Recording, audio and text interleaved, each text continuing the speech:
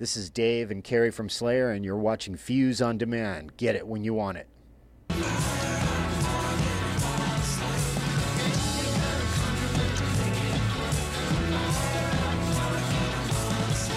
Joe McKay, Justin Peroff, our drummer, and his friend Joe McKay did the art.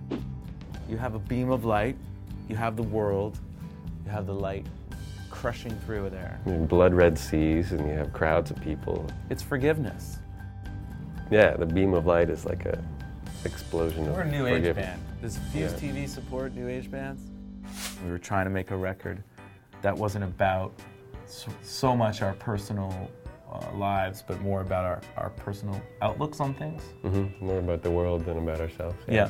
We had all, at this point, been able to go off and fulfill that part of our lives musically. Solo records And everything. So this was very much a band album. It's really kind of a socialist experiment, and it's it worked out really well. I think it was the idea of the band being like sort of community oriented. It's about the world. It's about living with people, and the world's getting smaller and smaller. And to be able to coexist on the planet, you need forgiveness and you need space. And that's where the idea of forgiveness comes in. Forgiveness rock record. The only pressure I ever felt was just that we made the right decisions from all the songs that we accumulated over the time. We weren't concerned about how it's really going to be perceived too much. I mean, of course, you think about it from time to time, but mostly we just wanted to make music that we loved and that work with our friends.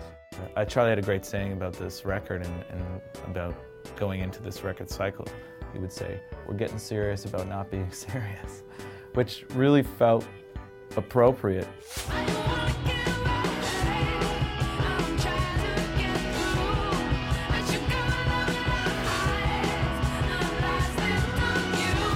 Once you open Pandora's box, you gotta keep going with it, especially with the old timers who've been around forever. You couldn't grab just a few of them. If you grabbed a few of them, you had to get everybody else in. It's just the way it is. We never had 30 people in the studio at the same time. Yeah, I mean, when we write the songs, we try, not always successful, we try to leave space for everybody else's ideas.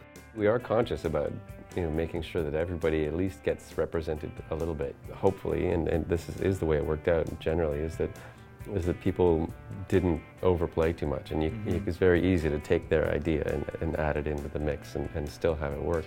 We've been doing this for a long time, and we know now how to step back and leave some space for other players. We're touring with 9, but there is no official number. That's just the number we can fit into a bus. But when we land in certain places, then we have friends and they join us on stage. But yeah, I'd say 9 is the band that we travel with. It's becoming more chaotic than I remember, actually. Kevin is suffering from big crewbophobia. Crewbophobia. I've never suffered from it before. I was usually the guy that was, come on, let's all just be together. But we were just in Los Angeles and I went backstage after the show and I thought I could have a tiny little anxiety attack right now because I didn't know half the people that were back there. And we really like to make it about everyone, not just the band. We want to make it about the audience. We want to be on an equal level. We've always tried to do that since we started.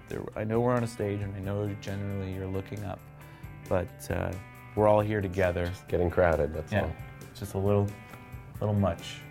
That's why we used to jump in the audience and hug people. I think there was one scary incident or something like that, wasn't there, where you just got freaked out by being overwhelmed or something? But one time, Feist and I back in the day crowd surfed, and the whole time I was crowd surfing, I was looking at her like, don't hurt her, don't touch her, don't hurt her, don't touch her.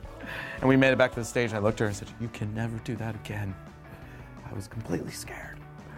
Somebody was gonna suck you away forever, lose you to the crowd.